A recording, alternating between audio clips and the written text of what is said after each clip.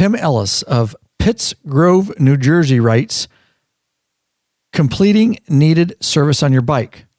Option number 1. Harley-Davidson dealer service, $370. Option number 2. Doing the service yourself. HD oil funnels and wrench, $50. Inch and foot-pound torque wrenches, $96. Motorcycle floor jack, $104. AMS oil membership, $20. AMS oil and filter, $70. Lab maintenance video, $35. Total, $375. Recurring costs, $70 to $80. Saving thousands over the lifetime of a bike that will be reinvested into upgrades and savings on other maintenance needs. Priceless. Thanks, guys, for all your hard work you do. I love tinkering and working on my bike. It's awesome to have the guidance of your videos and podcasts to make sure I'm getting it right. I listen to most of them on my commute and have 55 left before catching up. I tried pushing my bars up because I wanted a little more stretch in my arms. When they wouldn't move, I figured when I had more time, I would check it out. Last week, I heard Lurch say in one of the podcasts that there was a pin on the road glides in there and that you could punch it out. That evening, I had them pushed up, and now I'm testing different positions, exclamation point, awesome, exclamation point. We really appreciate the feedback. That is what keeps us going, guys, right here at Law Abiding Biker Media, helping as many bikers as we can worldwide. And we love the feedback and the emails, and that one's been pending for a little while. Thank you for that. Oh yeah, once you've had Rick Rack, you'll never go back. The ultimate motorcycle luggage rack solution. Forget those messy straps and bungee cords. Go strapless with a Rick Rack quick attach system. I was just going to see if you were going to do it, dude. Don't let those chaps be lying on the highway in Canada. Exactly, dude. Get with the luggage system and quality bag. If you want to go strapless with Rick Rack, head over to lawabidingbiker.com/store and get hooked up now. Nicely done, bro. Just putting you on the spot. We do have a special guest in here. We're going to straight up BS like bikers today. Oh, yeah. Hey, Bikeaholics, 03D has a wide variety of innovative products for Harley-Davidson motorcycles, affordable chrome lighting and comfort products. These guys ride, support riders just like you. Head over to lawabidingbiker.com/store. Check out our full line of 03D products. Just like that, Jonathan. Shout out to Arrow and Darren and the girls at 03D. They're doing awesome things and have awesome customer service. Nicely done, brother. Shall we do this? Let's do it.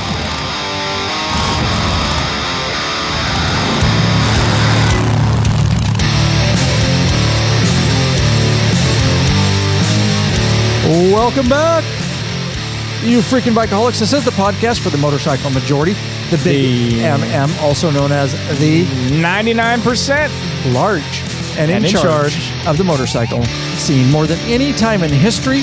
That's right, by listening to this very podcast, by being involved with the law-abiding biker community, you are part of what we call the Biker Revolution. That's right. Before we get started, we do have just one question. What are you waiting for, bikeaholics? Mount up and let us take you on this wild-ass ride. There you go.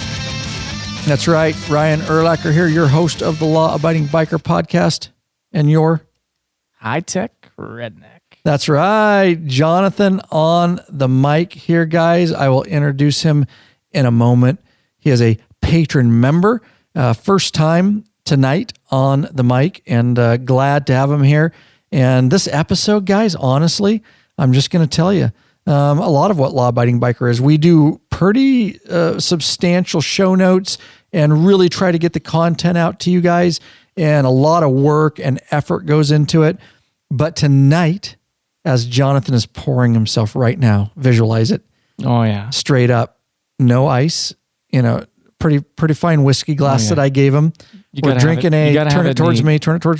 Say it. Lafroig. It's a aged 10-year. He's being careful with it because we've already done one episode. Oh, yeah. Isla Scotch whiskey. And it is good. And we are just pouring ourselves a whiskey here, and we're just here to talk. Two bikers talking. We actually rolled off a live event, live broadcast with our Patron audience and live chat and all that.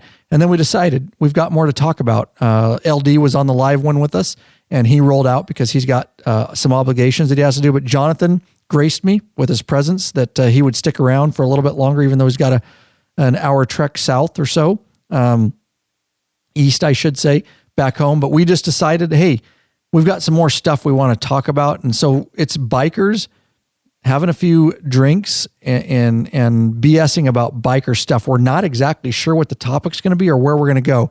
I have an idea, some questions I want to ask Jonathan, again, being a patron, and kind of maybe some of the history of how he found us and some of his views. Well, that's the funny thing. You bring up patrons, and that's what the patron group is all about. It's bikers talking to bikers, sharing information, meeting up. If you're traveling through the area, you can hit up. If you become a patron, you become part of the Facebook private group, and you can meet people up. Hey, I'm coming into such and such city on such and such day. Where should I go? Local rides. Who's there? We can meet up. I've personally met a number of patrons. Before doing these podcasts, before riding with you guys. And it's just a great community. You can't ask for anything else. Anyone that's on the fence, jump in now. You get to be a part of, as Ryan mentioned, the live podcast that we do. The live video broadcast and chat. Exactly. Now's the time. Become part of that biker revolution. Take that next step and join. Become a patron today. Oh, yeah. That's so nice. Straight from a patron, guys, who's a highly involved patron nonetheless. So this episode, of course, since we're talking about it, are brought to you by the following patrons. Go ahead. Dan O'Connor from San Ramon, California. We have Michael Estelle from Westville, Indiana, and Ryan Chandler out of Louisville, Texas. Mark Castle of Murfreesboro, Arkansas. Ted Johnson of Duluth, Minnesota, and Dale Daly of Copperas Cove, Texas. And rounding it out, we got Kelsey Achard of LaPorte, Texas, state we just recently rode through, and Rodney Wilkinson of Greensboro, Maryland. Mike Lothan of Fishers, Indiana. Apologies, Mike, if I butchered that last name. But again, shout out to all these patrons that have taken the charge and again, stepped up to the plate and become part of the biker revolution. Nicely done. Lawabidingbiker.com/Patreon, Patron. That's right. Pledge a certain amount per piece of content. No risk to you because you can put a monthly cap. And of course, we already talked. You can get a lot of benefits, t-shirt, stickers, the private live video broadcast, and chat up to access to our premium videos up on demand. So thank you, guys. Which, as we launch the podcast, can save you hundreds, if not thousands. True. He said it well. And I want to thank him for that email that I read up front because we get those all the time and I try to read as many as I can. But he said it very well with a breakdown there. So I want to announce a new free video and then we're going to get BS in here. Sounds good. I always try to announce these new videos because I'm putting them out faster than I can announce them. And that's how to install a Sena 20S Evo wireless headset and a motorcycle helmet complete guide. I walk you through it. I will put it in the show notes, the link, lawabidingbiker.com/ and whatever episode number this is. That's how you always get our show notes. And of course, I show you how to install that bad boy in the helmet in detail, getting a lot of good reviews on that video. While you're over at the YouTube channel, it's blowing up and about 11.5 million views on that channel. And we would appreciate while you're over there, hit that subscribe button, smash that bell icon. Hit that bell so you get the notifications. That's right. Every time those are hit, another biker joins the revolution. We would like to have you part of that revolution, and the subscriber count keeps going up, and that helps with social proof and helps more bikers around the world find us and join the revolution, guys. So thank you so much. I just tried to recruit 2 people. You did? Oh, yeah. Recruit? Are you talking about the law-abiding biker revolution? Yeah, but who were you trying to just recruit? preaching. Actually, just preaching around. Oh yeah, sold my 2007 Yamaha V-Star 1300 this morning. Actually, funny enough, and talked to him about law-abiding biker. Told him we're out there. Told him it's not just a Harley podcast. Not just a Harley YouTube channel. It's about bikers. Meeting bikers, talking about things, meeting up locally, making those local connections, which is key. The internet is a great opportunity these days, and it just gives us such access to information, to connect, to share, and as you said, that email that we opened the show with, save money, learn, educate yourself. It really comes down to what we call infotainment. Nicely done, dude. Yeah, just connection, because it wasn't like that so many years ago. To be able to talk like we do in the private Facebook group to bikers around the world, and like you say, be able to meet up and connect and stuff like that. It's really taken a turn that I wasn't exactly sure which way it was going when we started it, and it really has become that. Now, not only you, but I've had multiple patrons over the years here in the studio, and and connected that way. So we do try to do that because I love hearing. It's one of the best parts is just connecting with guys like you and patrons. Now, Jonathan has been on a podcast because it will release before this one. So he's kind of already introduced yourself, but I want to dive a little bit deeper into you. And again, just a BS session. I have some questions for you. I want to talk about your bike and your riding experience and some of that stuff, and we'll see where it goes from there. Okay? Sounds good to me. All right. So why don't you give us a little background? Well, like I said, starting that podcast off, I was talking about introducing two people that, I sold my Yamaha 2007 V-Star 1300 to, and, Skip and your wife, if you're listening, shout out to you guys. Good on you for checking us out. That's how I started. My first bike was a 2007 Yamaha V-Star 1300 Tour Edition. Bought that back in, I think it was 2016. So again, I haven't been part of, the biker revolution or biking, motorcycling for a long time, but, quickly, I like my research. I'm an analytical guy and when I jump into something, it's 100%. I'm either in or I'm out. And man, I stumbled on your videos, saw the content you guys were putting out. And when after you had a Harley? No, this was actually before. When you had your Yamaha, yeah, right? This is during the research phase. Okay. I'm tracking. The wife and I, real quick, and as I mentioned on the earlier podcast, if you go back and listen to that, I talked about how we made the transition from the western side of Washington state out to eastern Washington.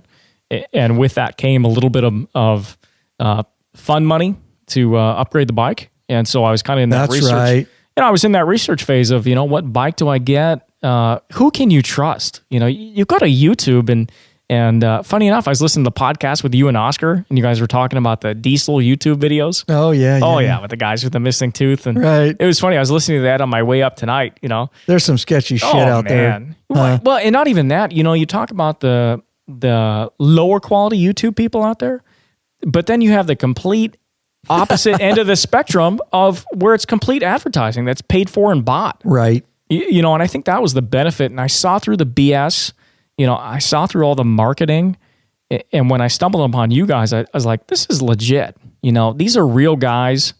It was funny because in that episode 2, you shared about the testimonial from, I don't remember where he was from, but he was talking about you guys put out good content. It's not BS. The first time he saw you guys, it was kind of like, I don't know about these guys. Right. Yeah, you know what I mean? He came around, and I think I had the same experience.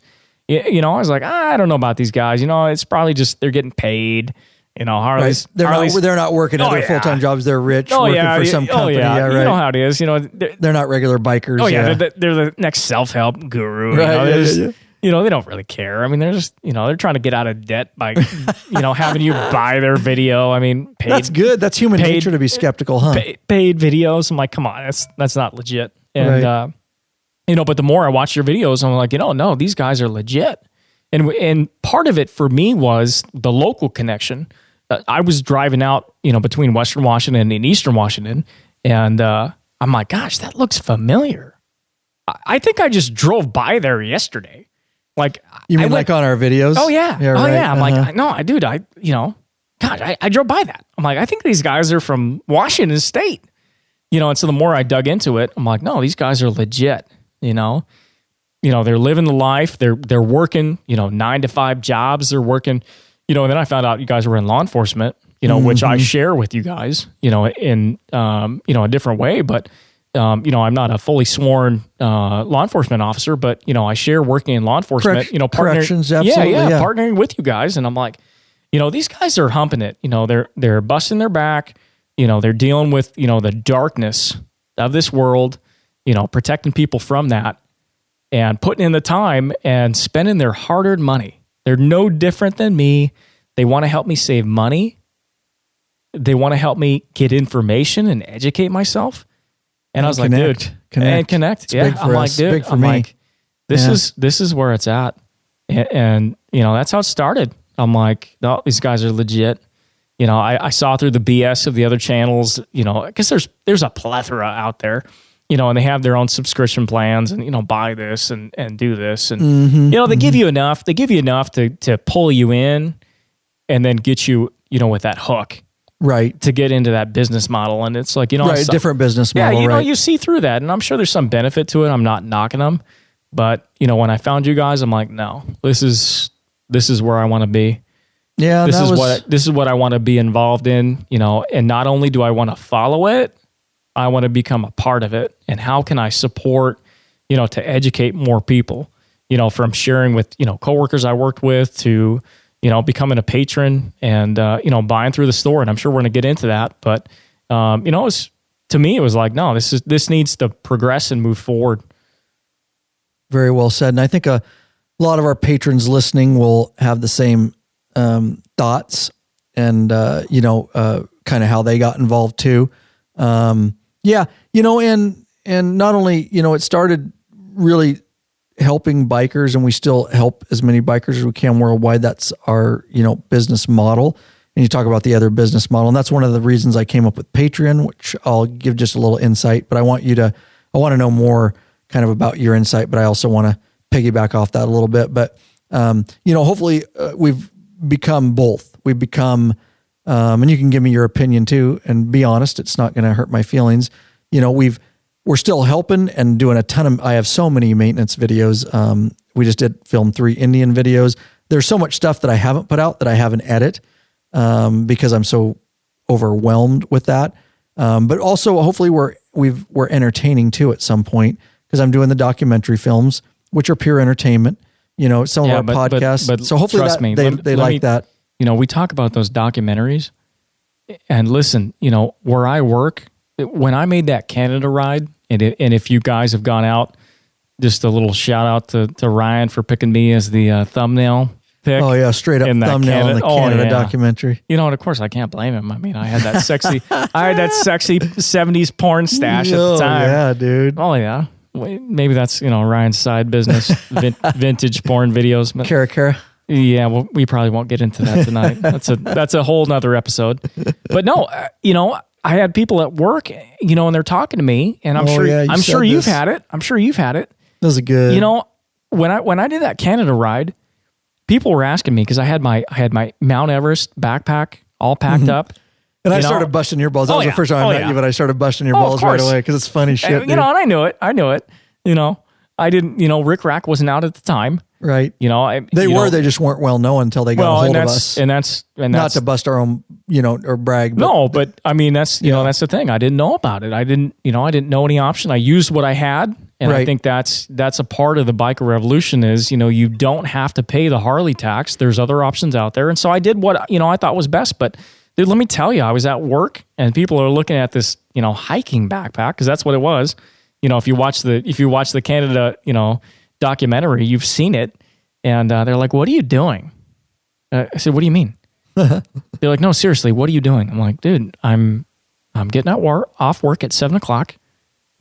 I've just worked a 12-hour shift, and I'm gonna ride to Longview, Alberta." They're like, "Why are you doing that?" I'm like, "Dude, I can't wait to meet Russell Roberts and Patron member and Mark Arnold and John Patton and John Lister and all these other patrons that are meeting up for the patron ride, Chris Lezak. Well, and then not to mention... Good, solid folks, man. The guys from Sworn Few. I'm like, why wouldn't I do this? They're like, bro, you've just worked a 12-hour shift. You got up at 4:30 in the morning. It's 7:00 at night, and you're going to ride through the night through Canada? And I'm like, hell yeah, I am. Yeah, damn right. That's what I'm doing. They're like, dude, I don't get it. I'm like, okay. And funny enough, when that documentary came out, I don't know, it was how long after that was that it came out? Oh God, I would have edited that in the winter. So it was that's the thing, and I'm sure we're going to get into it. The thing, probably real September, quick, October, November, probably November. Yeah. It's on our YouTube channel, by the way, guys. It's free on our YouTube channel. Needless to say, it took quite a bit of time and effort on Ryan's behalf, and shout out to him. Just again, from the outside looking in, you don't know what goes into the work of behind the scenes. And I'm sure we'll talk about that a little bit later tonight. But you can talk about it. The benefit was though when that documentary finally came out, I told people at work, I'm like, hey, I'll cover what you're doing. Nice. Literally, I will do your job. Because Rob has a story like this. I love this. I'm like, I'll do your job. Like, whatever you're doing, I'll take it. You want me to take that? Cool. You got that report to write? Don't worry, bro. I got that. Why do you do what you do, right? I'll write That's that report question. because I want you to sit down and I want you to watch this hour and 15-minute video. Mm-hmm. I want you to sit down and watch this video because you will understand after you watch this video why I did what I did. And if you don't, then you'll never get it. No. They're like, no, bro, you don't got to do my work. I'm like, no, seriously. Sit down, take a break. I'll take on your job as well as mine. I'll cover for you. Watch this video because, and most of these guys that I talked to had some interest in riding. Okay. They just hadn't made that leap. And I was like, no, seriously, watch it. For us in law enforcement, this is one of the best. I've told many people, I'm like, you know what? If I can get a good summer ride in, it sets me up for success. Yeah, it burns that stress. I know you and I have sat, we were in Reno, we were sitting at that barbecue joint, eating that barbecue. And I'm like, oh my gosh, dude. I mean, look at the scenery, look at the ride that we've had, everything that we've, I can breathe. It makes me breathe, man. This is what it is. That's why we work. This is why we do what we do. Right. And, funny enough, those people that watched that documentary, they came back and they're like, wow, dude, like, I get it. Like, I get it. And, some of them had made the leap. Some of them got into to biking and some haven't. But, it's part of that. It's been, I think that's the thing that we need to do in this age. We can talk about the Harley marketing. We can talk about, whether they're doing things right or not. But you know what? We got to take the ownership as riders ourselves, as bikers, and share that and be that ambassador to other people and be like, listen, dude, this is one of the best things you can do. You have a hard day at work, dude. You get on that bike, you get some music, you get a podcast going. Even if it's just, two bikes riding side by side. Better be the Law-Abiding Biker podcast, motherfuckers. Oh yeah, of course. I would never listen to any other podcast. Of course not. Oh, of course not. Jocko podcast. Check that out. Oh, yeah. It's not a motorcycle. As long as it's not an opposing motorcycle, I'm just teasing, dude. I don't care. But either way, I don't even know that podcast. But yeah, nonetheless, you should check it out. Anyways, if anyone's listened to it, they know. But is it motorcycle? No, nothing. All right, good. Nothing. I listen to a lot of podcasts. Yeah, just not, dude, it's techie podcasts. Oh, it's just the content, But either way, it's you get on that bike and man, you can detach from the stress in life. You can detach from everything else that's going on, all the politics, all the BS. Yep, dude, and just ride and just get the breathe, baby. Oh yeah, breathe.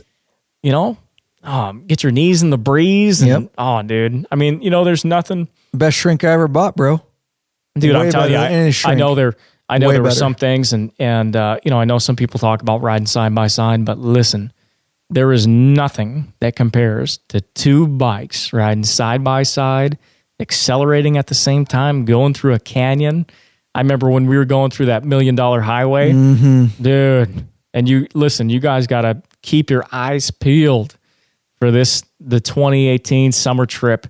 Because, man, we got some great footage. I did. Not even an edit yet, bro. Oh, my gosh. Come November. I'll have it out before Christmas, I hope. Dude, I'm telling you. I hope. We're going through these canyons and, we're riding side by side, tight, and accelerating at the same time. It's just, you can't describe it. And if you haven't done it, and I think that's the cool thing with the documentaries, is it gives people a view into what we see, what the benefits of what we see. What real bikers are like, the 99%, exactly. What real bikers do now. It's not the, Mayans or the Sons of Anarchy. Yeah. Because trust me, I've gotten that, Right. Starting out getting involved with Sworn Few, they're like, oh, what, you're trying to, be a 1%er? I'm like, no, we're actually trying to be real bikers. No, like, dude, if you want to come ride, if you want to come ride with us, you might not be able to hang, but come ride. Check it out. Not everybody can ride that hard. Yeah. Check out the documentary, dude, or if you want to go ride with me, let's ride. Let's just have fun. Let's, and that's the real biker community. Is being open like that. Exactly. You know what I mean?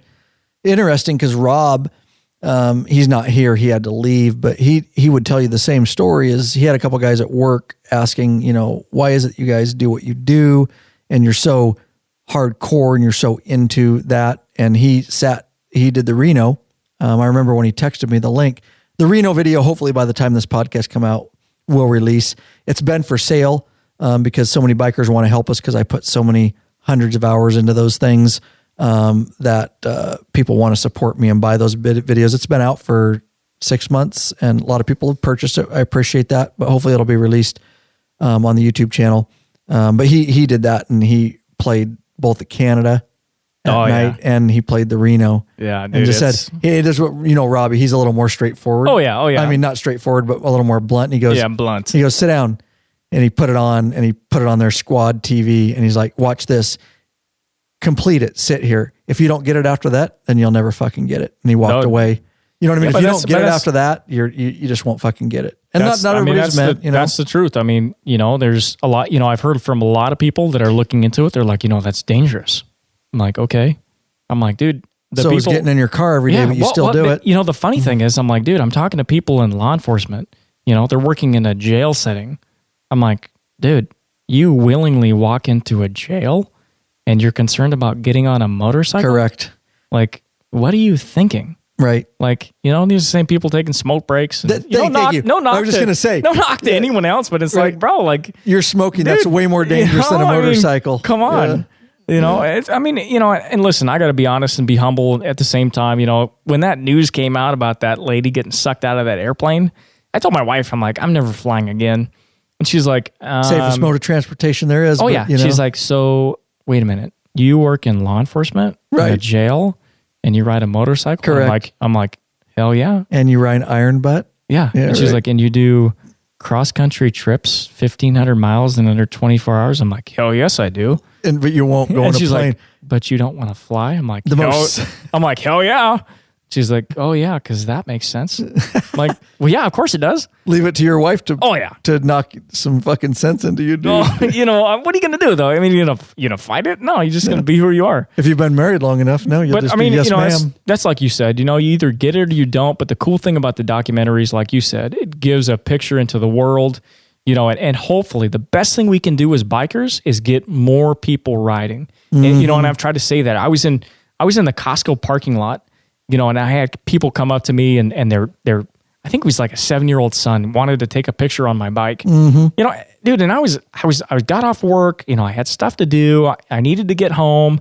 It was supposed to be a quick trip. And I'm like, I thought to myself, I'm like, okay, I can blow these people off. Right. Or, I can sit this guy on my bike, this little 7-year-old kid who's stoked about motorcycles. Oh yeah. It's like me when I was a kid, dude. Just be an ambassador. It's like the more people we have riding.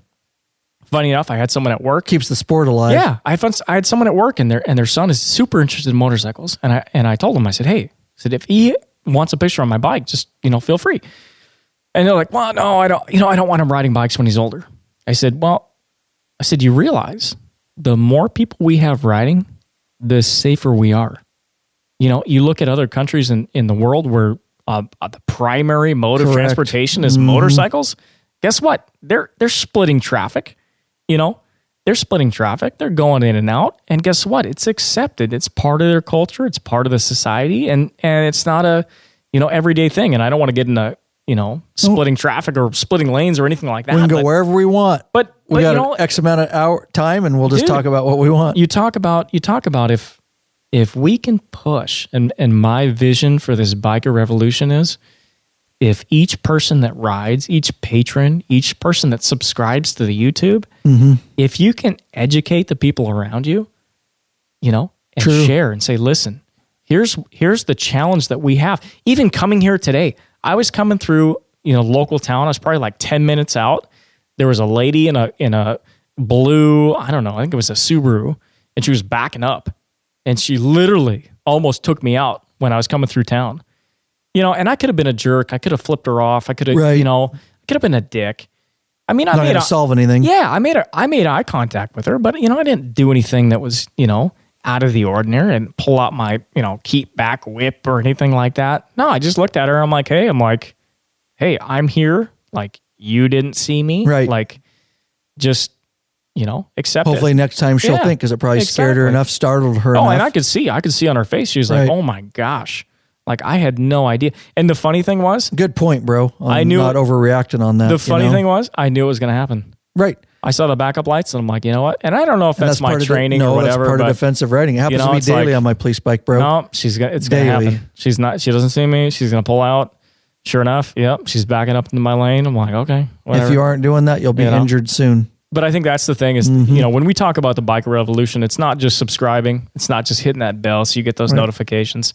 It's not even joining up as a patron. It's, share it. Share it with the people you know. Share it with your family. Share it with friends. If you know someone that's interested in riding a bike, dude, hook them up. Get them hooked up on Lab. Get them hooked up on the content. Get them listening to podcasts.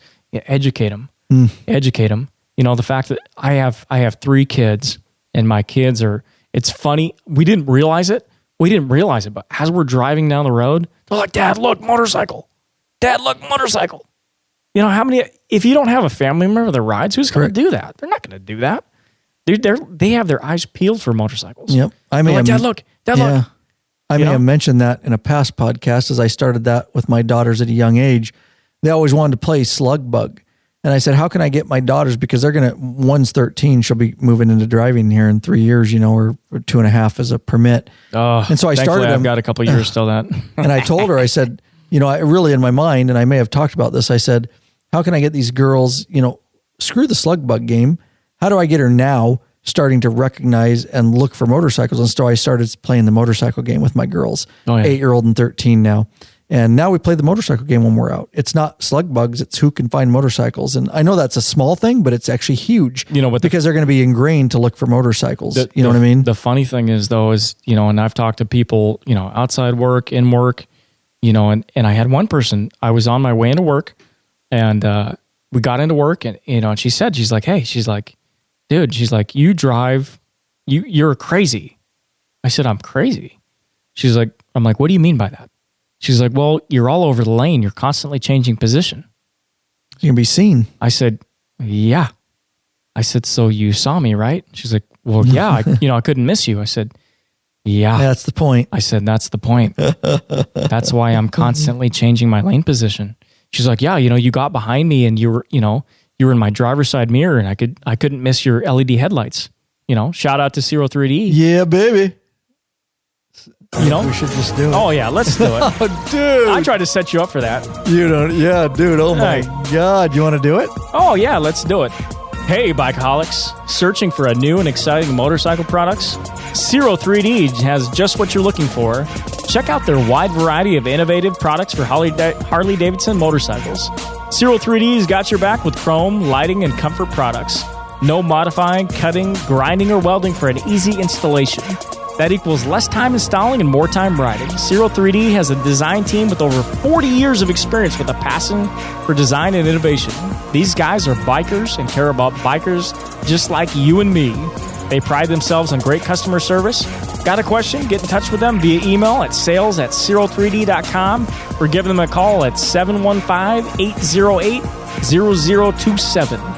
03D is distributed in the United States by Drag Specialties, in Europe by Parts Europe and Zodiac, and in Asia by Twin Art. Check out your local Harley-Davidson dealership and ask for Cyril Parts. Better yet, help us support us and head over to lawabidingbiker.com/store and check out our full line of 03D products.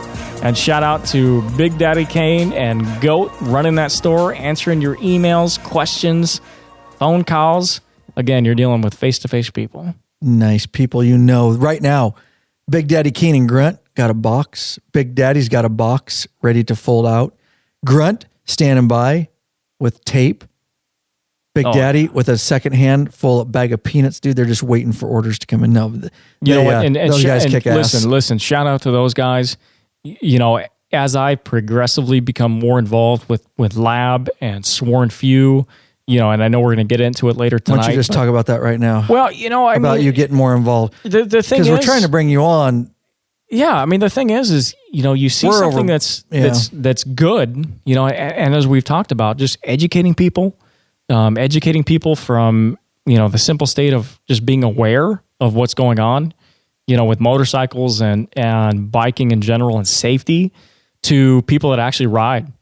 And that's what sold me on it. I know when you and I were going through Canada on that Patron ride, Literally, if I can try to paint a picture for people listening to this podcast, as someone that wasn't even a patron, I was researching motorcycles, of what motorcycle I wanted to buy. What bike am I going to buy? Stumbled across the reviews, the information, finally settled on getting a road glide, which is better than street glides. I'll just shout that out there. Oh my! I got to throw it out there. God, I mean, dude, if you want to be like everyone else and ride a street glide, you're gonna go there, really? But if you see the light, just good job ahead. Though. Good job. Get on that shark nose. Way to go. That's where to be. Anyways, dude, I digress. I'm riding side by side with the Ryan Erlacher. This was our first time we rode together. Oh, yeah. We had met online, but we didn't. I mean, I knew you. Dude, and Big Daddy had met you and Grant, and Yeah. they were down in the store and all that. You had seen the warehouse. I mean, don't get me wrong. I give credit to, Big Daddy Kane and Goat and Oscar. Oscar was the first person that put me through the ring. Funny enough, when I was getting involved, Big Daddy Kane gave me a heads up. He's like, hey, bro. He's like, you want to ride with us? I'm like, hell yeah, I want to ride. Said, all right.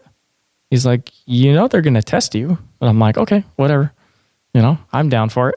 Well, little did I know that Oscar, who, if you have heard any previous podcasts, has covered the police motorcycle riding skills with the Ryan Erlacher. Yes. Took me fresh green behind the ear through the Yakima, Valley Canyon.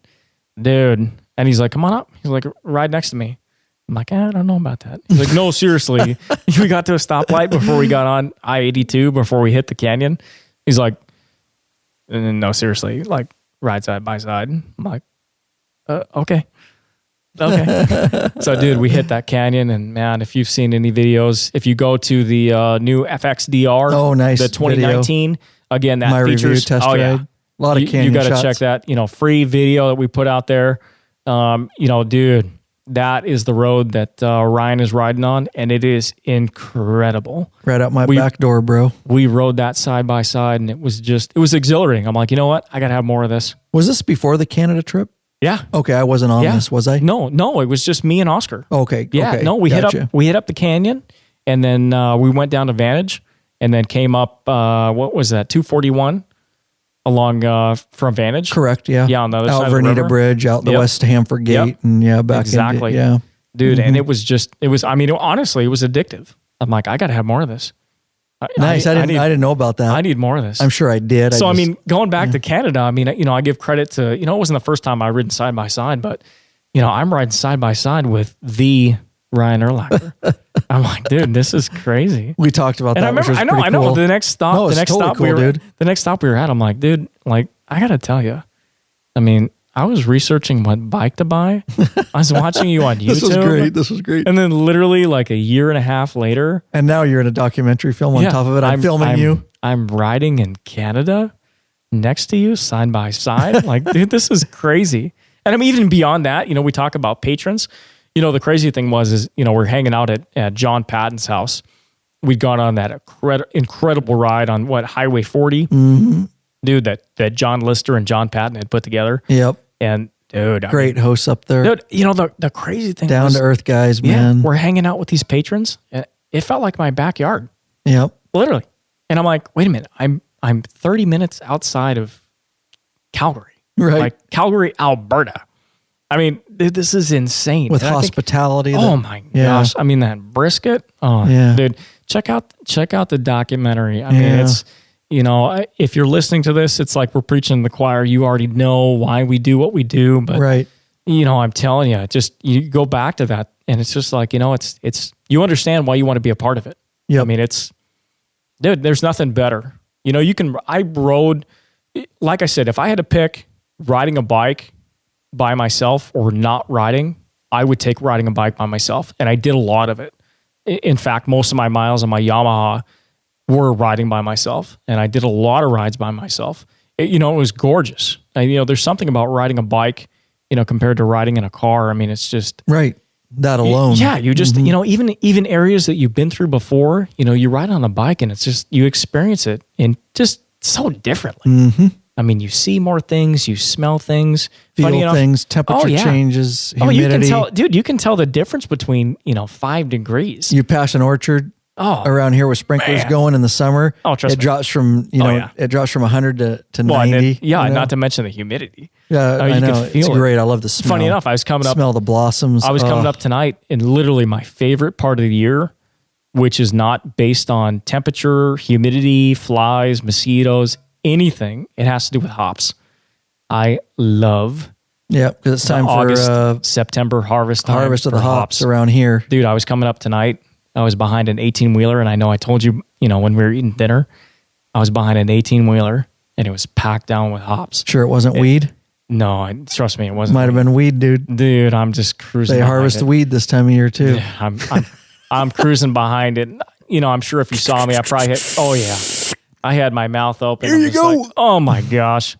Funny enough, my buddy and I, we did a run down to Street Vibrations. It's the end of September down in Reno. And we did the run down there from Issaquah, the western side of the state, when I was living out there.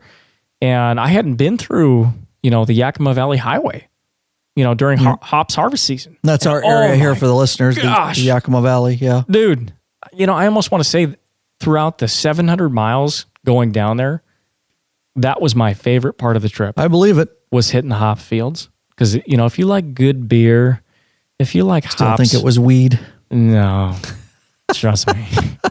We have a couple shops where I live. Yeah, we have a lot of shops around here. Washington. It's a little bit different. If you see the fence with the security cameras and the barbed wire, that's not a hop field. Right. It's definitely something a little bit different. Right. But dude, I mean, just going back to it, I mean, that's, it's different. Being on a bike, you experience things differently. It's not stressful. I couldn't have done any of the rides that I've done in a car. I mean, I guess I could have, but it wouldn't have been fun. Right. It wouldn't have been exciting. I wouldn't have been interested in it. I definitely wouldn't have shared it with other people.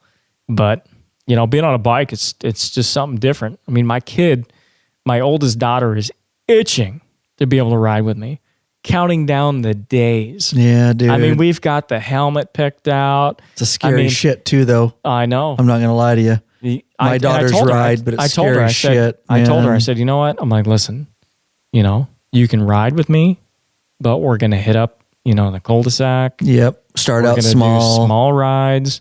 She's like, Dad, why? I said, because you'll fall asleep. She's like, what do you mean? I'm like, you will fall asleep. Yeah, my little one did. From the vibrations, scary from shit. the noise, from the... it's just that it's education. Right. You're educating people. You're letting people know. You're getting people into biking. It's so cool to see the patrons getting their wives involved, excited about trips, about getting their own bikes.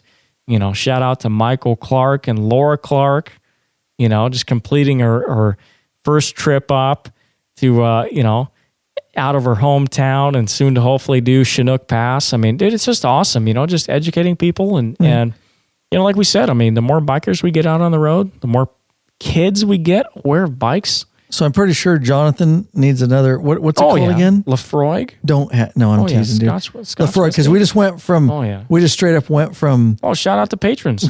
We went from. We're talking about. We're talking about the community. Talking about daughters riding bikes to patrons. So. Oh, dude, it's scary. Here. The funny thing is, like I said, when we did that live patron podcast, my mom and dad were listening on the TV in my living room in Prosser, Washington. And funny enough, they came into town today and I told them, I already had this set up. This was scheduled. I'm running up to Yakima. I'm knocking out this podcast and it's happening. Yeah, and the cool thing is it's live. You guys can tune in. Here's the link. Yeah. Get connected. Where we educated. Talked about rubbing one out. Well, Your parents are gonna hate it's me, all dude. good. I mean, they realize it, They may not have the same opinion of Ryan Urlacher. Hey, it's a revolution. It's a revolution. Your parents better it's happening. Jump on, dude. We're trying to get people up with the times. That's right. So I'm bringing you back. I'm reeling you back because we were talking about daughters riding, kids riding motorcycles. And I said, it's scary. I'll tell you, it's I ride a lot, I ride every day as a police motors officer and obviously law abiding biker media ride around the country, but it's a whole different deal. Although I want to introduce my children to it, my girls, which I have, and they love going on nightly rides, and it does relax. And besides the falling asleep part, once they get a little older, it's a different deal when you have your kids on your bike, dude. Because I've seen what happens. I've seen a lot of deaths. I've seen a lot of destruction on motorcycles, and so it's always a different deal for me when I'm out. I try to take specific routes that they like that are outside of certain areas. It is. I mean, as a father, dude, that's a big deal. So it's kind of scary. I think that's the the education piece, because I remember when I went through my class, and what I mean by that is in Washington State they have basically a subsidized motorcycle safety course that you go through. And funny enough, when I went through that, I asked one of the instructors, because he had shared, he has kids and they're involved in riding, and so I had asked him, and we talk about the community, and so I reached out to him. I said, hey, what are the challenges of riding with kids? What are the what's the benefit? And obviously that's pretty clear. Your kids are aware of bikes out on the road, right? Which is huge. I mean, most people don't even see bikes. I mean, they don't look for bikes. They don't see bikes. They're not aware of it. And as we already talked, my kids and your kids see them and point them out readily and excitedly. But he said, he's like, listen, he's like, the vibration, the noise, the fact that it's hard as a rider to assess where they're at. You can't, especially with a kid, I mean, you can't really look back and see, if they're asleep or, I mean. Right. Plus, though, here's the deal. If you get hit, it's one thing, right? Oh, right. Like we take risks as riders, and we know those inherent risks, and we minimize those based on good, solid, which is on, obviously I promote on the YouTube channel a lot of the motorcycle training and courses I do and stuff. And you do too, you train and we do this defensive approach to riding, and you do everything you can. Well, that's kind of like the airplane motor that hit the girl. You can do everything you want. There are just some things in life that are unpredictable and unavoidable, and you do the best you can to minimize those risks. But when a child's on your bike, you're like, if I get hit and get killed, it's one thing. But if my daughter's with me, so it's a different mindset, bro. Different. It's a hard thing. And, and going back to that training, I mean, I've had people ask me like, hey, bro, like, have you dumped your bike? I'm like, yeah. They're like, oh my gosh, like you've dumped your Harley? I'm like, yeah. They're like, well, how many times? I'm like, I don't know. I mean, 4, 5, 6. Big deal. Pick it back up. Well, yeah, because I'm doing the slow speed stuff, training. Pushing yourself. Yeah, trying to get better. And I think, I heard it best when someone said. You ain't dropping your bike, you're not getting better. Well, yeah, I think someone said, you know what? If you've been riding for 35 years and you've simply been repeating the first year 35 times, you're not advancing as a rider. Right. I love it. And I think that was, you've heard of Motorman? No. Used to be a motor officer, I think. I mean, he's out there on YouTube. Okay. I think if you... sorry, I'm so busy. I don't have time. Jerry Palomino, I think. But anyways, I mean, I think that... I just want to give credit to his quote. But... absolutely. Basically what he was saying is, if you're repeating the same mistakes, there's no benefit to it. And so, I mean, you're exactly right. I framed for my daughter, I'm like, okay, listen, like, yes, at 5 you can ride, and yes, we will get you a helmet, but you have to understand, like, you're not doing big trips. Right. Like, we're riding around the cul-de-sac. Right. Like, and that's it. That's how I started. You know what I mean? They're so tiny at 5. It's amazing that they can ride. I know. Honestly, legally, under state laws, it amazes me that they can ride at that age. I mean, the funny thing is, I just saw in the news, and I shared with my wife, they were saying that you need to keep them in rear-facing seats as long as possible. And I think they had like a weight limit. And trust me, my daughters have not met that weight limit. And this Same with booster seat. Oh yeah, don't be in a hurry. This is a new recommendation that's not the state statute. The NHTSA, right? Yeah, I mean, this was it was more like a proposal that they had put out. But and so I mean, I'm looking at that. It's funny you mentioned that because I was thinking, I'm like, well, they have this, but technically, like, they can ride on a motorcycle. Like, how does it even match up? I mean, you can't even compare the two. I mean, it's not even, you can't.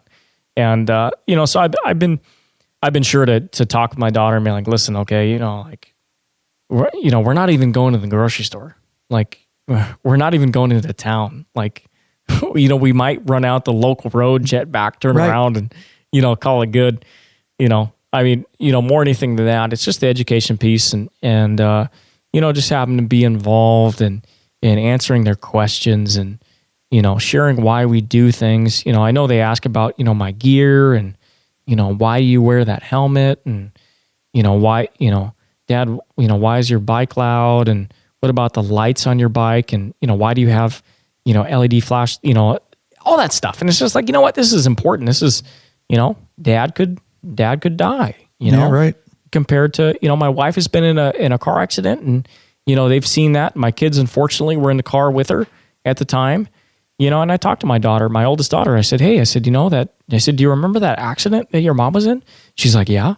I said, and the airbags didn't even go off, and she didn't realize that at the time, but, she was too young. But I said, if your dad was in that same accident, I'm like, I might not be here today. Mm-hmm. It's just that education piece. And, we talk about, educating your coworkers and your friends. And I think it comes down to your family of, educate people. Mm-hmm. Let them know that, a fender bender with a car, with a bike, it's entirely different. I mean, you could be paralyzed. You could lose a limb. You could, not to get too dark, but no, I get emails all the time from even community members. It's scary, I mean, I'm on the Facebook patron page. Someone posted, I don't know if you saw it, the photo of that full leather riding suit and the helmet.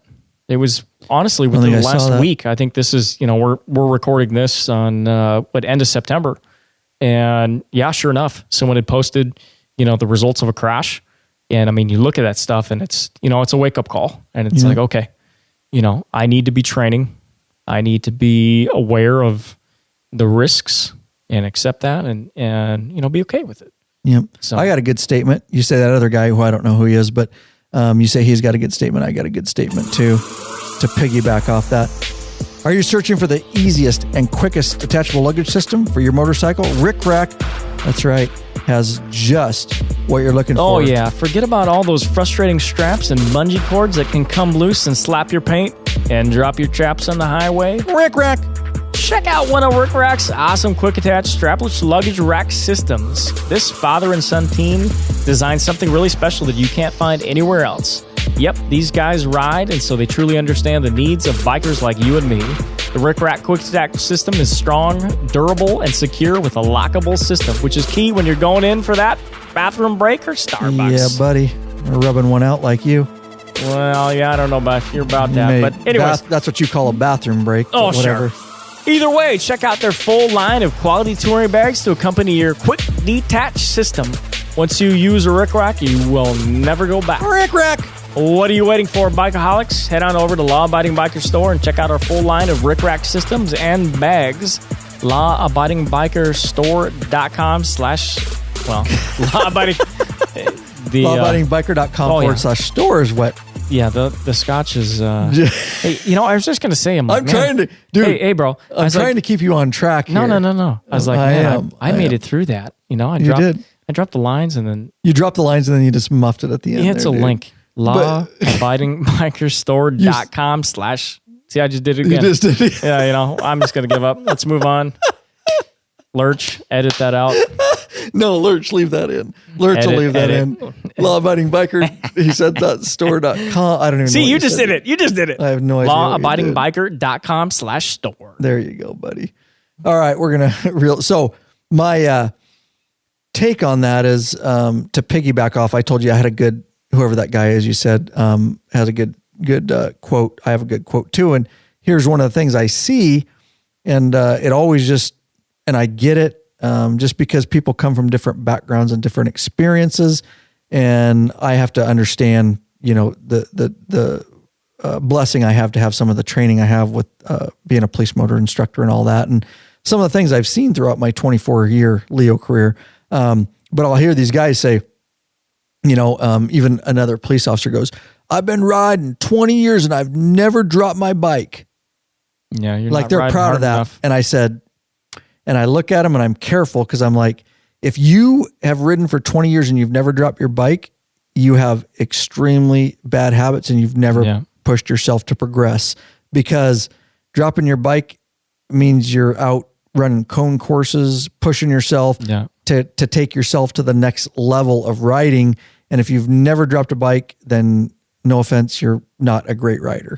Well, and I say that, and I know there's people in the community that said they've ridden and they're safe. You're not, because you're not pushing yourself. That's like saying, God, I'm trying to relate that to something, like saying I've raced cars, stock cars for 30 years and I've never wrecked. Okay. Well, that's ridiculous, because then you've lost a lot, because you're not pushing yourself to the next level. And well, I mean, you know what I mean? Funny enough, that's not a great comment. If we look at it, and I don't know if you can pull it up, I'm trying to look it up here on my phone, but if you go back, it's an Android, so you'll probably have some. Oh yeah, it's going to take issues. It's going to take me. Right. Oh look, it's even updating right now. Here we go. Oh yeah. Here we go. Oh, Jesus. Thankfully, we're going to be here all night. Thankfully, I have the Law Abiding Biker app. Yeah, the podcast app, dude. Oh yeah, nicely done, bro. Easiest way to listen to the podcast.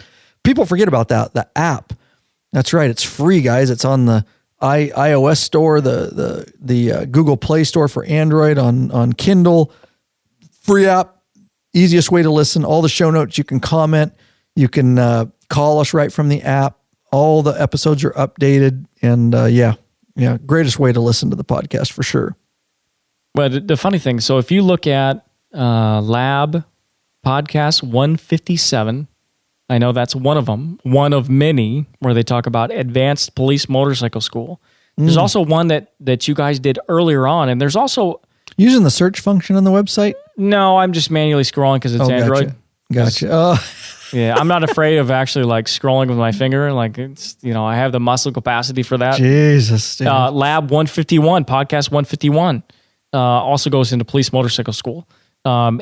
As well as you can go on to the YouTube. I got a lot of videos. Well, yeah, lawabidingbikers.com /YouTube, or just .com and search for Police Motorcycle. Mm-hmm. It's going to pull up the podcast, and you can look at, like Ryan said, on YouTube. You were talking about it when I was making that transition from looking from the outside in of buying what bike I want to look at, getting my Road Glide. So I ride a 2016 Harley Davidson Road Glide Special. When I was making that transition, I saw some of the training you did. I saw some of the cone work you did. I was like, man, I got to be out there. I got to be, like you said, if I become complacent, and some of that goes back to the work experience we have. That's a word that we use in our everyday thing. Right. Complacency, kills. We talk about that. There's a lot of hard lessons that we see or we've been through. But like you said, if you're not pushing that envelope, it doesn't matter. I mean, when I practice, dude, I've got tennis balls that I've cut in half. And those are my cones. That's good enough. It doesn't matter. Just do something. Exactly. Thank you. I've done dumb stuff. I mean, literally, if you're out there, I mean, trust me, the stupidest thing I've done dumping my bike, I know we talk about Harley and we're honest, and that's the thing that really drew me into Law Abiding Biker. And I know Goat can speak to this. The kickstand, shout out Goat. The kickstand extension on my 2016 Harley Davidson Road Glide. And Harley, if you're paying attention, please take note. They won't. We've been telling them for years at Motors Officers. We've been emailing them for years. The freaking kickstand extender. I don't know if it's the heat out here in Eastern Washington, the metal, the weld, and whatever it is. Tell the audience what the extender is. The extender is basically funny enough, I found out why you need it, and I'll get to that here in a second. It's the part that sticks up. So when you put your kickstand down, you fully extend it, and you put your bike down. It's the piece that sticks up at about a 45-degree angle that you use your foot to kick out. It's basically what you use to put your kickstand down with your foot. Yeah. We've emailed Harley for years on this. So I got stories about this, dude, bro. Mine went from like a 45-degree angle down to a 30, down to a 15, down to, I was at the point where I'm grinding it down as I'm going into work. And so I'd go home, I'd heat it up with my little, torch, my little butane torch. And you get 3 times of that. Dude, you know that. That's police motors officer. We get 3 times with those. We use a wrench. So here's my plan. Hang on. So box end wrench is what we do. We carry in our saddlebag. And so when they get down, we grab them with the box end and we pry them back up. You get 3 times of that and then they snap. So go ahead. You know what happened? Mine didn't snap. Did yours snap when you were bending it back up? Like 5 of them already. Oh, yeah. You know how mine snapped? We just carry extra kickstands in our, yeah. You know how mine snapped? When I was riding. Because I ground it down. They'll do that. Because I finally said, you know what? This is stupid. I don't care. I'm going to ride. It's going to grind. And I'm just going to grind it down. Correct. Until I don't need it. It's a badge of honor, dude. I roll into work. Put it on your wall. I probably had like an inch left. I go to kick my kickstand They're out. hard to kick down without it. I know. So no, it's even better. The story gets even better. So I go down, I kick it out, and it clink, snaps off. I'm like, whatever. I don't need that piece of crap. Right. So the thing I didn't realize is, I get my bike up, I put my kickstand up, no big deal, ride home, get in my garage. Well, I go to put my kickstand down. Dude, I can't find it. I can't get it with my foot. Because that extender isn't there. Right. So your foot, it's a bitch. You're literally, your foot can't reach it. Right. So I'm sitting there, I'm like, well, shit. And I haven't put down that nice, it's not like the law-abiding biker shop. Oh, geez. The new shop. The new and shop. Thank you. If you know Very why, recent. if you know why I waited to come on the podcast, You waited. dude, I don't have time for this. I'm a millennial, bro. You didn't want to be in the sweatshop. You want a nice AC. Oh yeah, I need my air conditioning, ice maker, coffee maker in front of you. I need all these things. Getting a pedicure while you're podcasting, bro. I need the things in life, the sweet things in life. But literally, so my garage is like this slick concrete thing. I'm like, age 10 years, Scott. And I've, funny enough, I've dropped my bike in my garage because I've had a little bit of sawdust on the ground. Dude, your foot hits it, boom, you're done. You try to gravel support on the weight. the road, it's going to happen. It's going down. Let it go. No big deal. I'm like, this is not a good situation. So literally, no joke, I have my right hand up on my handlebars. I literally had to reach down with my left hand to get the kickstand started. The solution? Grandview Metal Shop. Nice. I went in there. I'm like, dude, here's the issue. He's like, oh yeah. He's like, that's terrible quality steel. Like, that's garbage. It's pot metal, dude. It's pot metal. He's like, not to mention that weld is terrible. Correct. He's like, bro, do you care what it looks like? I'm like, nope. He's like, okay. He's like, you don't care if it rusts? I'm like, nope, I don't care. I want it to be functional. He's like, okay, perfect. He's like, this will never bend. This will never break. I'm like, that is exactly what I want, dude. Yep. And sure enough, that's what I got. Pair of, there's an agency on the west side. We just replace our kickstands, which I would just rather do this, but they had them over there and they take them to a machine shop and they just put a piece of square steel, real thick steel, put a solid weld there, dude. Looks like hell, but works perfect. Don't care how it looks. If you see my bike today, it's pretty much what I have. Did they put the original metal piece back on there? No. Okay, so they just replaced it. No, they completely replaced it. They chucked it. He's like, this is not, it's not quality. Not. They should have replaced it a long time ago. The funny thing is, it's like, dude, for people that ride, you're using your kickstand all the time. It's ridiculous. And Harley's been aware of this for years. It's like, get with the times. You know how many police agencies have emailed them? And we have, just like, because we kick them down hard. Yeah. So they go quicker, because we're on a traffic stop. We got to get the kicks down quick. Yep. So I have learned to try not to kick it down as hard, honestly, to save on kickstands. But that's retarded. You shouldn't have to do that. It is. Come and on. You're right. Are you kidding me? And once they bend down a little bit, just, every time you're going around cones and cone drills, you're, oh yeah, it's a damn. Oh, trust me. It gets it razor sharp though. Every left you hand, could take that thing off and you could fucking shank somebody, dude. Straight up shank somebody. I'm not saying I didn't take it into the jail for self-defense. Maybe I still have the piece. That's right. Shanking people, dude. Hidden in my boot. No, but that's the thing. It's like, and I think that's, it's stuff like that. It's like, Harley, if you're listening, and I know you're not, but get with the times. It's a kickstand. It's a kickstand. Come on. We love our patrons, Jonathan. Love our patrons. That's right. And we would love to have you, though, of course, as a patron member, because we'd like to get to know you better. We'd like to get you benefits and all that. But everybody's in a different situation, so we are certainly never balk. Oh. At a flat donation. If that's the way you want to support us, then the only way you can support us, of course, we appreciate it. Oh, and not to mention here, kicking it off. Not only is he a patron, but a substantial donation. Say it right. Shout out to Ross Tomes. Tomes. Oh, see, I screwed it up. I always do, but I know now because I've asked him. Ross Tomes, Burbank, Illinois. The fact of the matter is, I don't have that love connection that Big Daddy Kane has with Ross. Nice. Out of Burbank, Illinois. Not only a patron, but a substantial donation. Not other than that, Michael Moreno of Shelby Township, Michigan.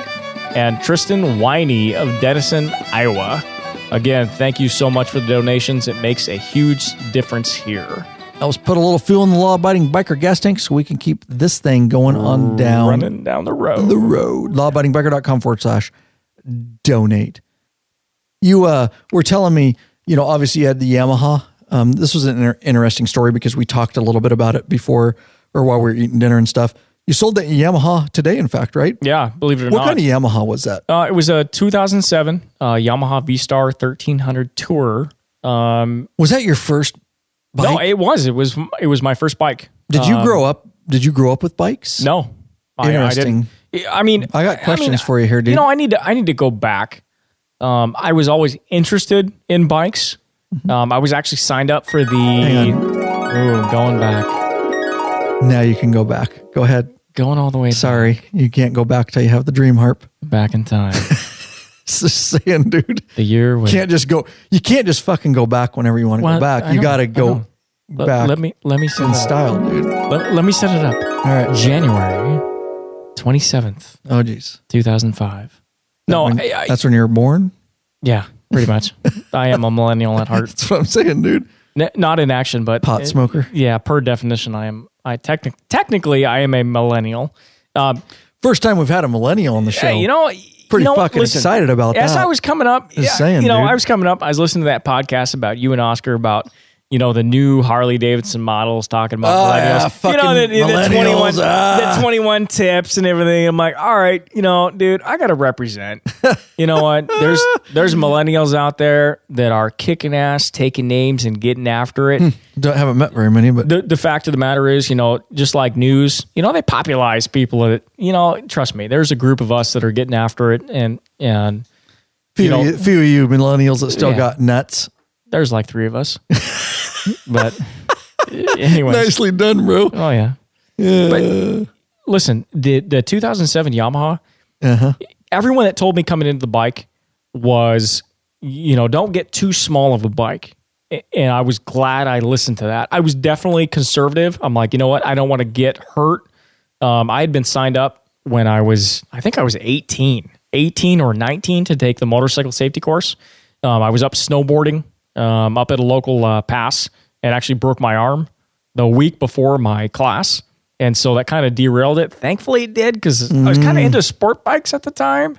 And I don't know if I would be here if I would have gotten into sport bikes, just because of my mentality when I was that age. Correct. But the problem with sports bikes it in is, that age. So I came into it with that same mindset of, I don't want to get in over my head.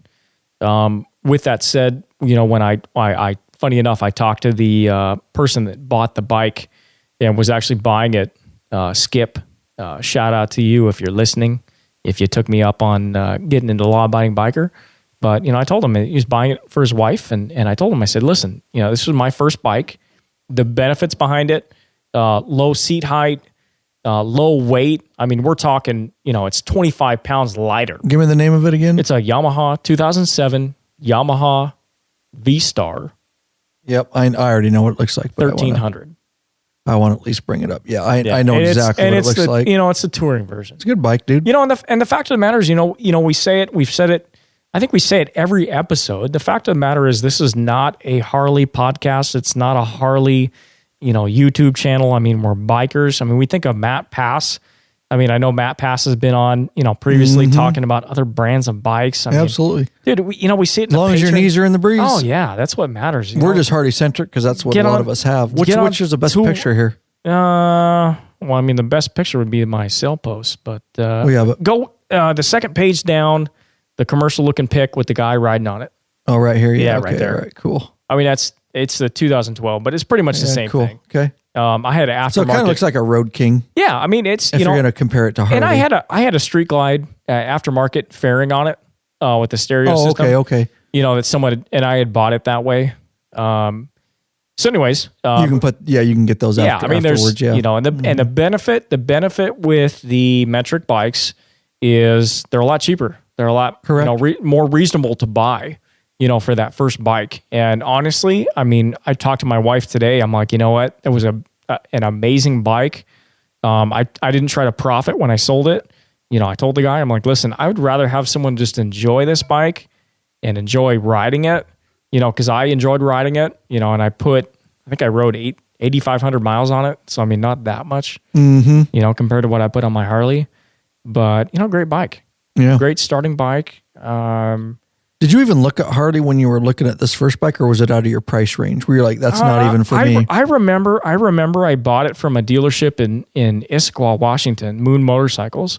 And I remember at the time, the guy was telling me, he said, you can ride anything. He's like, I can put you on this Road King. I think it was a 95 Road King. He's like, you could ride this Road King and you'd be fine. If you stick to the fundamentals, you'd be fine. Because he's like, as soon as you let the clutch out, the weight is going to disappear, and you'd be fine. He's like, if it's a seat height thing, he's like, you can get an aftermarket seat, you can adjust the handlebars. He's like, we can tweak it so it fits you. But at the time, as a completely new rider, I'm like, no, dude, like I don't believe you. So to anyone out there, I mean, you can ride anything if you stick to the fundamentals of good clutch control. Right. Take some training. Take some good solid training. Yeah. Of using, take the class. Take the safety class. That was honestly the best thing I did. Learn your gray area. And to tell you the truth, I cheated. I was riding my bike out in the cul-de-sac, before the class. I bought the bike before the class. Yeah, you got to practice a little bit. Hell yeah. But you go to that class, like you said, you learn the gray zone with the clutch.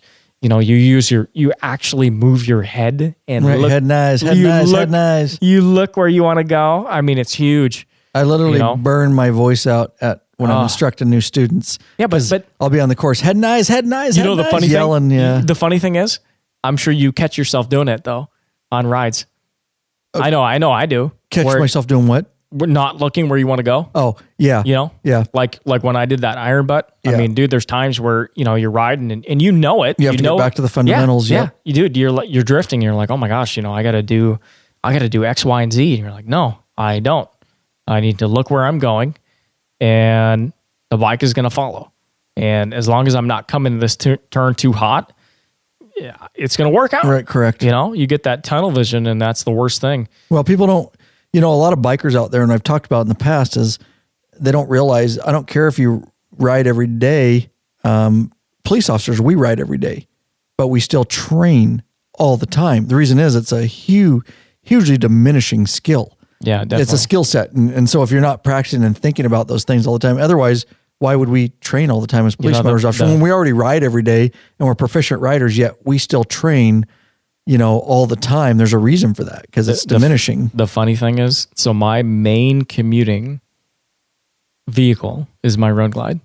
So going back to transitioning from the 2007 Yamaha to my 2016 Road Glide Special, when my wife and I made the transition out to Eastern Washington, I told her, I was like, hey, I'm like, yeah, we have kids, you want to protect the kids, going back to, talking about kids riding on motorcycles, we go back to car safety. Like, hey, you want a good car? Sure.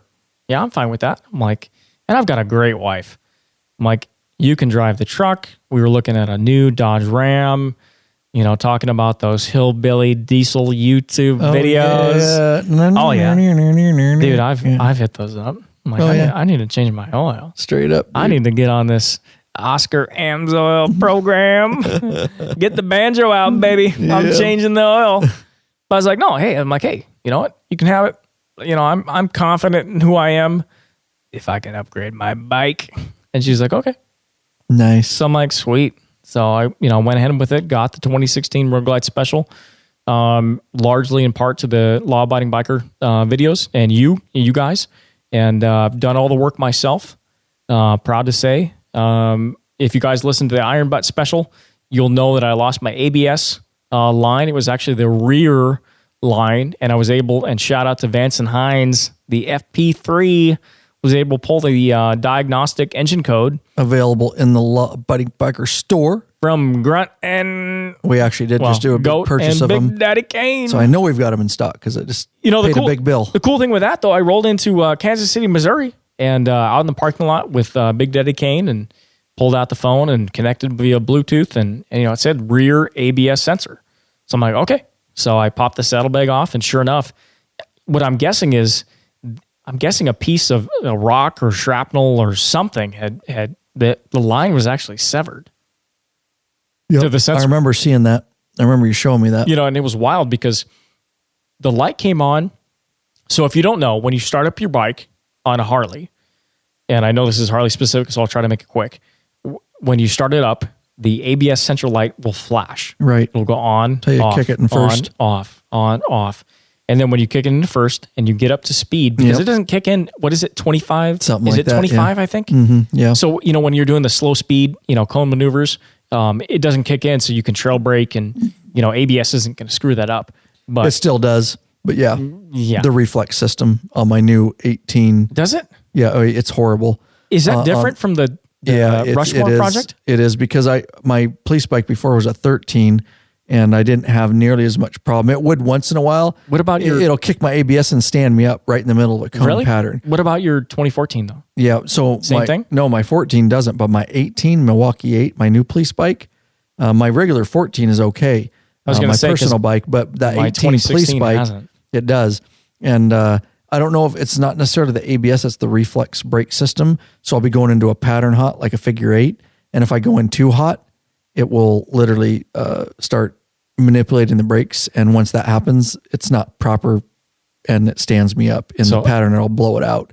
So I have to be really careful about how fast I go into patterns. I don't know if you remember or you saw, but that ABS going out when it did. So real briefly, if the ABS sensor light is solid, that means it's not activated. That means you're fucked. No, it just means that you're done. They're not working right. It means when you're going through Oklahoma and someone takes a wrong exit because of miscommunication, that you got no ABS or GPS, like other bikers in the group, right? Allegedly. Yeah, this happens all the time. This is a hypothetical scenario, right. Debacle, for educational purposes. Anyways, when you pull off on the side of the road and the guy in front of you stops quickly, right, and you forget you don't have ABS and you're spoiled by it, and it's funny, isn't it? You jump on it and you lock up that rear. Oh yeah, you're like, yeah, I need to fix this. Yeah, no shit. Dude. Funny enough, that happened again. I don't know if you saw it in New Mexico when we were pulling in on the summer trip. When I don't think I saw that. It was in New Mexico, so we're pulling in New Mexico. We put in a long day that day, and I mean, you want to talk about a lot of those days were long. Dude, you want to talk about hot? Yeah, I mean, it was 103, 104. It was 107 for several hours of that. Shout out to Moriarty, New Mexico. If you have the opportunity to stop off in Moriarty, check out Sierra Blanca.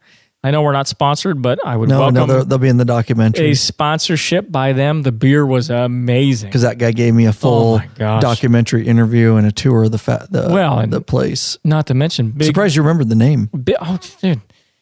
You want to know why? You're going to have to drink more Big Lafroig. Big Daddy. Lafroig's bringing your memory back, dude. Big Daddy Kane riding with his boots and beer. Yeah, documented by me, Fuente. That's right. Dude, I couldn't miss it. But anyways, so we're pulling into Gallup, New Mexico, which if you're looking for a stop off in New Mexico, do not. Just keep on driving. Not a lot in Gallup. No, just skip Gallup. It's an interesting place. Don't even stop. They do have some fine hotels, though. Oh, yeah, I'm sure. Some really fine. Oh, yeah, they're great. High class. Lodging. Oh, yeah.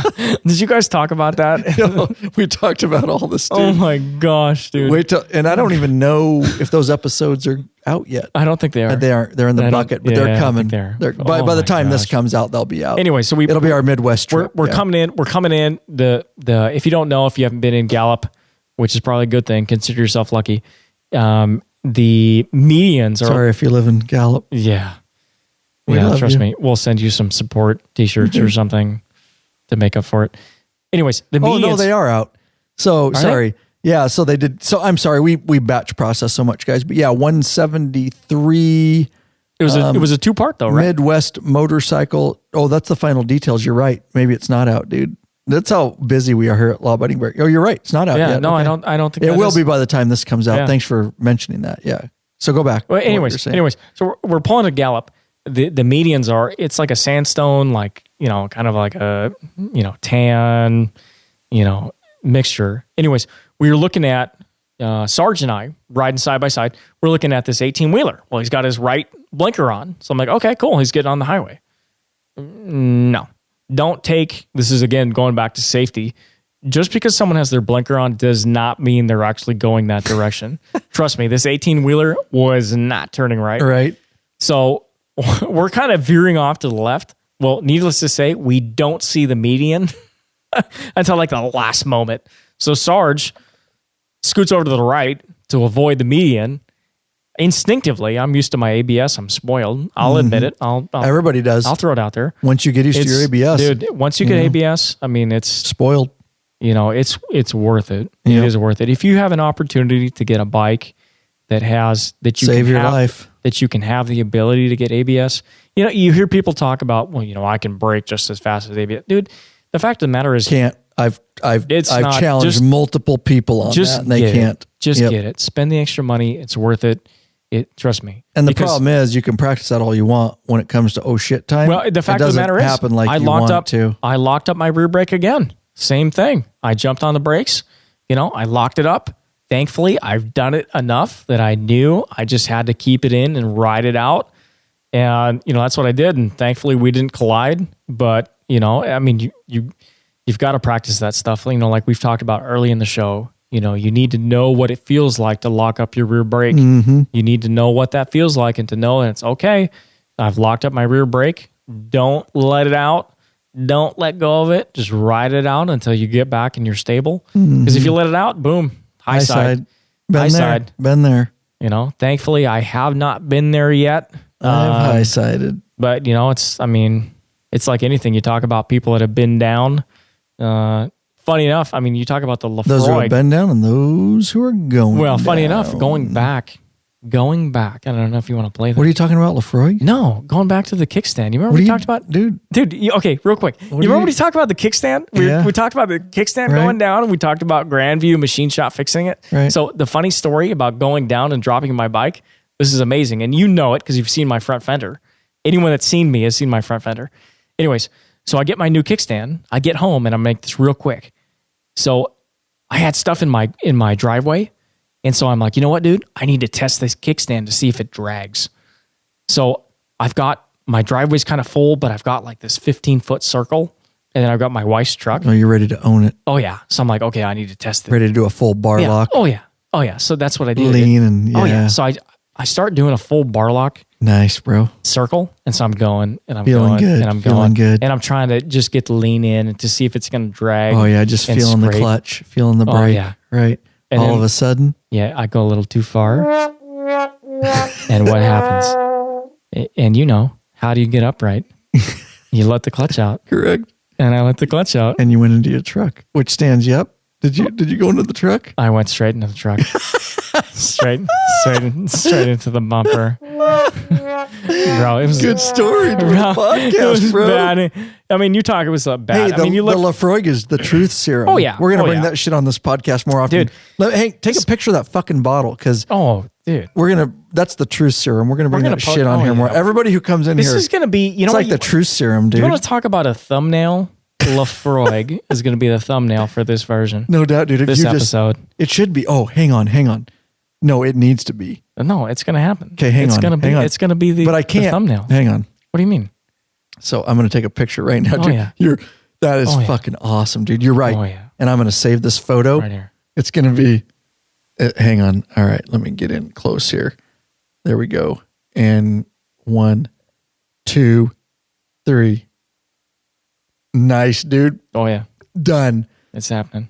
That is the podcast thumbnail. I'm glad you mentioned that. So we literally just took a picture of him holding the Lafroig bottle and his microphone and his headphones, dude. But dude, I'm telling you, though. It's going to be Deep Thoughts. Oh, yeah. It is. The name of the episode's it's got to be Deep Thoughts by Patron Fuente. But the funny thing is why'd they name you Fuente? Okay.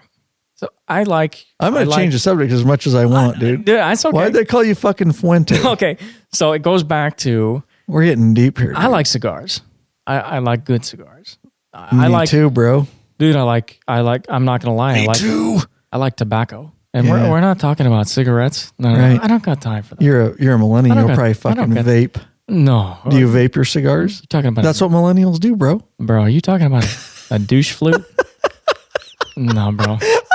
You just said a douche flute. I've never heard that. Yeah, bro. No. Straight from Fuente. Douche flute, dude. That's fucking funny. Straight from Fuente to all the... Shout out to my brother-in-law, Jeff. No, I don't douche flute. I smoke Cuban cigars. I smoke Arturo Fuente. I'm not sure you're a millennial then, dude. I you know what I mean. They all do it's the a loose flute. Oh yeah, I mean it's that's it's funny. To credit. You couldn't tell. Listen, credit to people that are trying to get off nicotine and smoking, but anyways, that's not why most people vape. That's bullshit. Well, some do because it's healthy. Some right? do. Right. Yeah, I don't know about that. Right. Anyways, Fuente, Arturo Fuente cigars, primarily out of Dominican Republic. Mm-hmm. Dude, I mean they've got high class cigars. You'd have to ask Big Daddy Kane. He's the one that came up with it. He's the one that coined the term. It's stuck though, dude. Dude, it's stuck. I like it, especially with your mustache. I don't know why Fuente fit with your mustache so well, dude. You shaved it. I was going to show you. Well, why'd you shave your mustache? Because I want to be a cop. You didn't want to look like a pedophile. Well, yeah. Well, no, you got shit, dude. You got out of your 70s porn biz. I know, dude. You moved on. We sold Cara.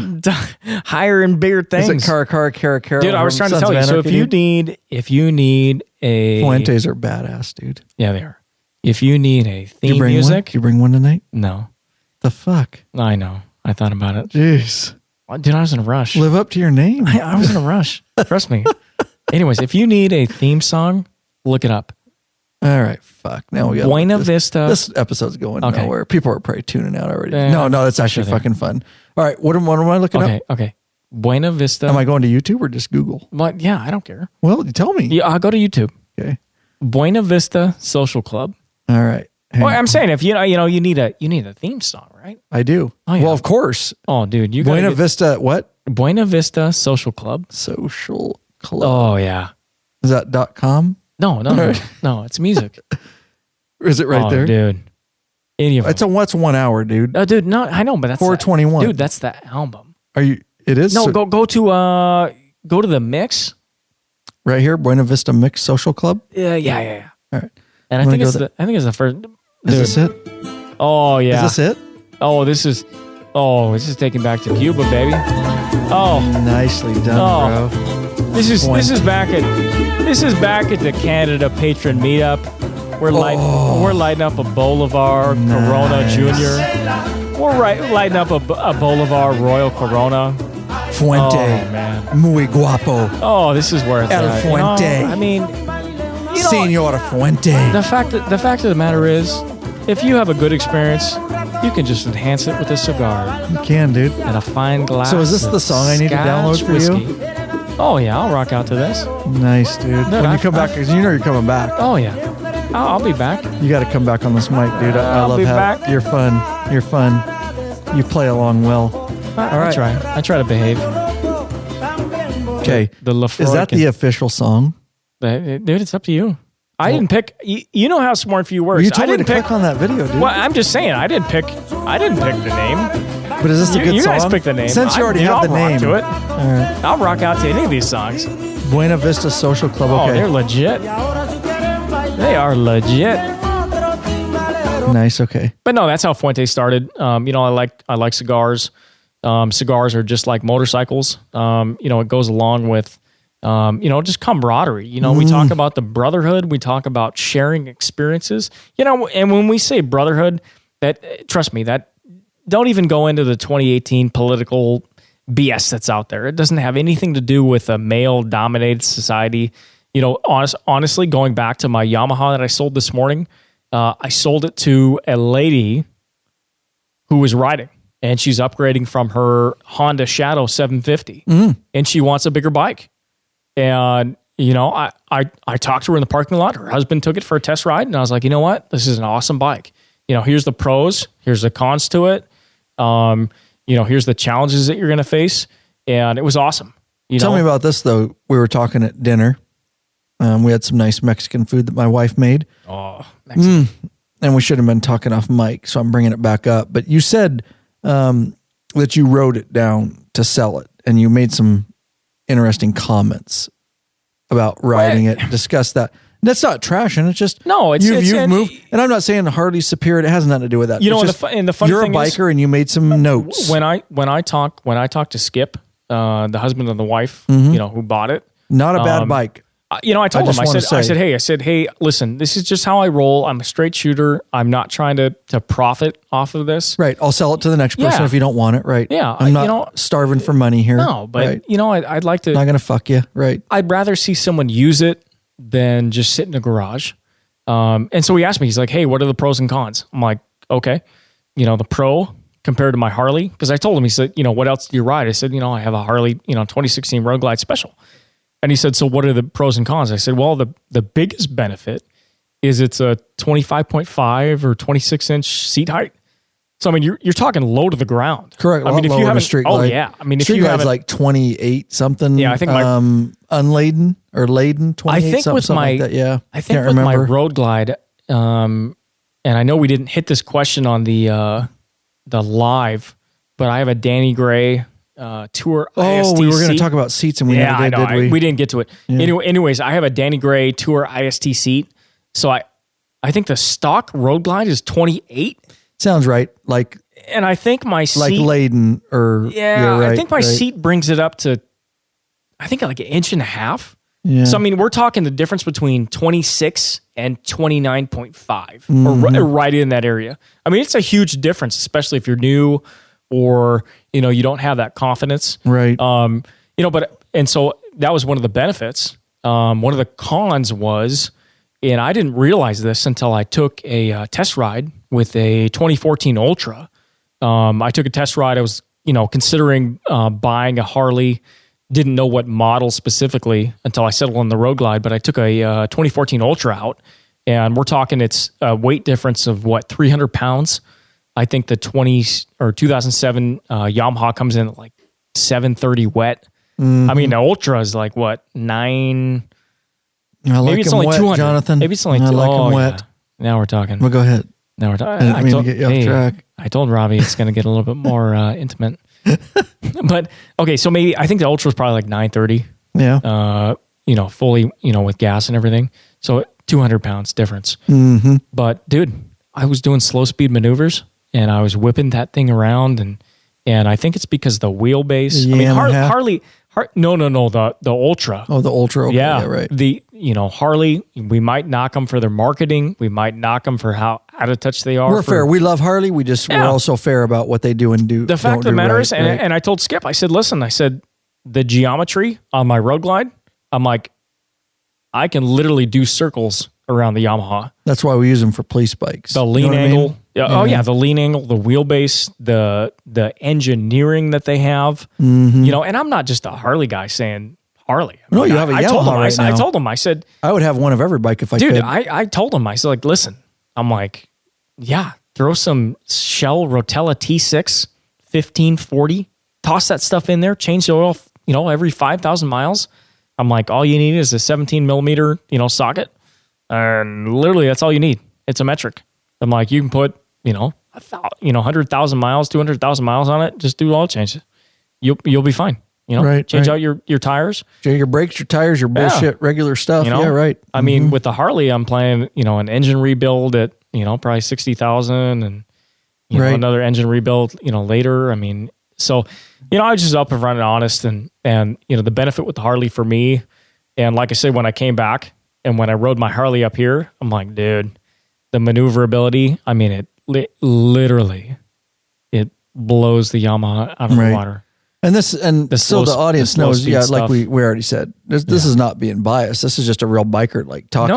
We're not promoting, we're not hired by it. Just but they're good bikes. Looking back, bikes. They're expensive. They're good bikes though.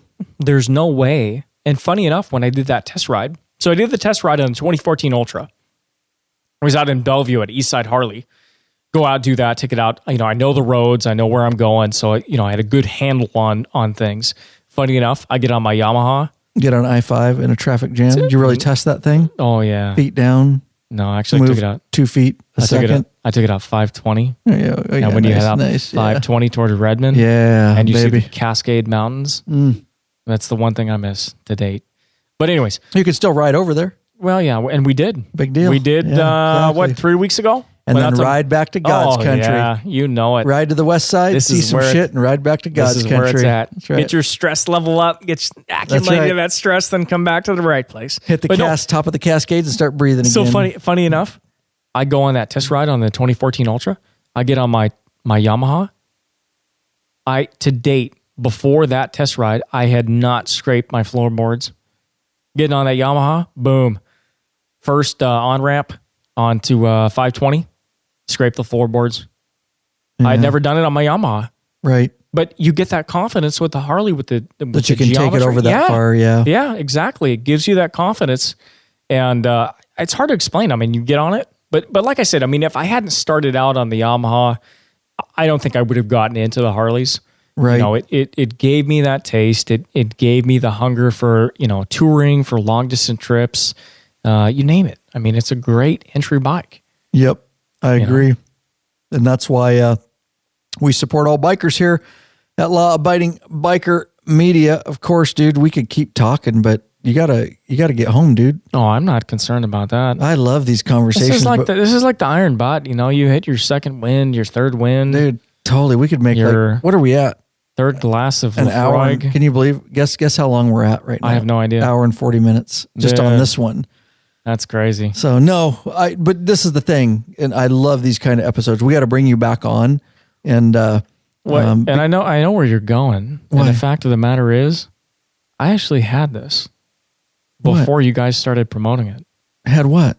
Well, and that's the fact that bikeaholics don't get stranded. Oh God, dude! Oh yeah, we're going into it. We're going into it. We're taking it out. But yeah, you're going into it. Get hooked up with our Cruise Tool RTH3 roll-up travel toolkit for Harley Davidson and American-made V-twin motorcycles. There's also a Mentor kit out there. Why get stranded and have your bike towed over a small repair? This quality-made toolkit has everything you need for a roadside emergency repair. Tested and used recently by our law-abiding biker crew. Yep, it has our stamp of approval. Get it already. That's the Cruise Tool RTH3 kit. We brought it right to the Law Abiding Biker store. Said correctly, lawabidingbiker.com/store. Nothing but 5-star reviews. Big Daddy Kane and Goat, who run the Law Abiding Biker store, have them in stock and ready to ship to you right now. Nicely done, bro. That was dude, it's been a lifesaver though. The RTH3, right? It has. I know we used it. We used it on the Reno trip. Yep, on Oscar's bike, clutch adjustment. Yep. Mm-hmm. Yeah, we used it on the last summer trip, didn't we? Correct. Yeah, used it on my bike. In fact, when my bike had a problem too. And the nice thing with it, I mean, it has everything there. It has literally everything you need. I've used it to adjust, the front exhaust flanges. Right. Yeah. To tune that loose. Yep. And you're supporting Lab, guys, by shopping in our store. That's, the awesome part is getting a great product and supporting us. And Jonathan, thanks for being in here, bro. Now, Jonathan, we're going to get him back on the mic, guys. I actually had a fun time with you, dude. That conversation alone, I could have went all night. We went from one, I don't even know what we talked about. You asked me coming off that live podcast. You're like, hey, you want to do that? I'm like, yeah, I'm down. Yeah. Let's do it. Why not? I appreciate it. So that was just a biker bullshit session, guys, and I hope you enjoyed that because that's what bikers do. We sit around and we have a few drinks. Funny enough, if you would have seen the biker show notes that we see, the episode show notes, normally it's packed. It's got info. You want to talk about the high-tech redneck? Dude, he's got info. I got info. This one basically said, literally, and you're scrolling up to it, bullshit session. Where is Jonathan Holland. Oh yeah, main topic. Bullshitting session. Jonathan Holland. And that's all it was. That's it. Because I knew. I just wanted to talk to Jonathan. The funny thing is though, that's the benefit with becoming a patron. Become a patron. You meet up with guys. I mean, I talk about all these guys I've met. Mark Arnold, Russell Roberts, Michael Clark, Chris Lezak. Yeah, there's so many. We're forgetting some names. But we talk about going the long distance. Oh, I had Jason Kubel. Oh my god, dude! When we were up in Canada. Oh my gosh, Canada, eh? And the fact of the matter is, you get bikers together, we can talk for hours, and that's the benefit. That's the benefit of becoming a part of this community. I've benefited from it. Similar to that email opening you open with, I personally have saved thousands of dollars doing my own repairs. It's priceless. It's priceless. That makes it worth doing it, man. And you said, meeting me up in Canada and stuff and riding together, and I never got to say, the thing is, people don't realize that we're the real deal here, and I enjoy meeting patrons as much as I forget they enjoy meeting me, and that's the biker revolution. It's what it's all about. Real bikers deal, baby. Connecting with bikers. All right. Thanks for your time, brother. No problem, All man. right, we're out of here. Out.